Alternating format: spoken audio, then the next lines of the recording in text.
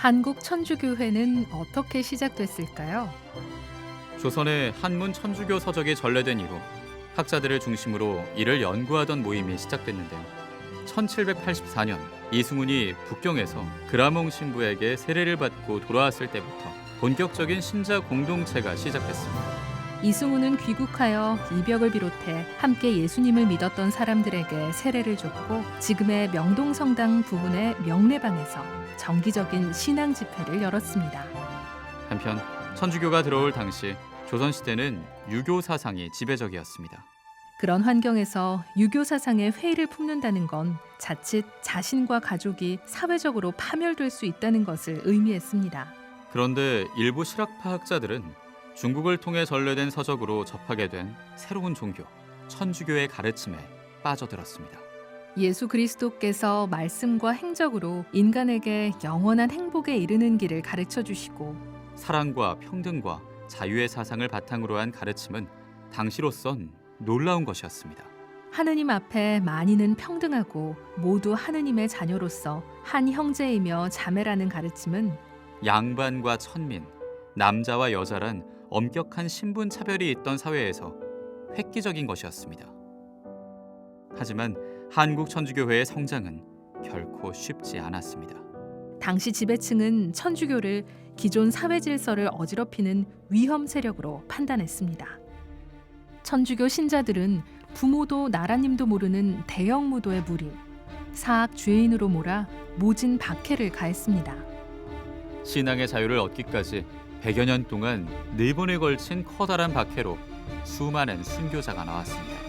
이런 가운데서도 선교사 영입과 성직자 배출을 위하여 힘쓰던 당시 조선 천주교회는 1845년 김대건 안드레아가 중국 상하이 진자샹 성당에서 페레올 주교에게 사제품을 받음으로써 최초의 조선인 사제를 맡게 됐습니다. 그런데 김대건 신부는 귀국하여 1년도 채 안 된 이듬해에 체포되어 순교했습니다. 우리의 신앙 선조들은 모진 박해에도 죽음조차 두려워하지 않았습니다. 배교하겠다는 한마디면 단란했던 가정, 잃었던 명예와 가산을 되찾을 수 있었지만 그들은 예수님의 사랑을 드러내고 그분의 가르침대로 사랑을 실천하기 위해 그리고 영원한 생명을 얻기 위해 목숨까지 바쳤습니다. 이렇게 신앙을 고백했던 많은 순교자 가운데 103명은 1984년에 시성돼 전 세계 천주교 신자들의 공경을 받게 됐고 124명은 2014년 시복돼 한국 신자들의 공경을 받게 됐으며 또 다른 순교자와 증거자의 시복 시성을 추진하고 있습니다. 오늘날에도 한국 천주교회는 이런 모습을 이어가고 있습니다. 직접적인 복음 선교 활동은 물론이고 여러 가지 사회복지 활동, 사회 정의와 경제 정의의 실현, 인권 증진, 그리고 생명과 환경 보호를 꾸준히 전개하고 있습니다.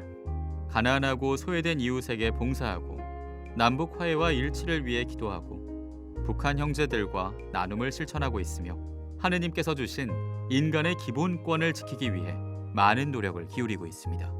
한국 천주교회는 세계 교회사에서 유일하게 평신도에 의해 자발적으로 세워진 교회입니다.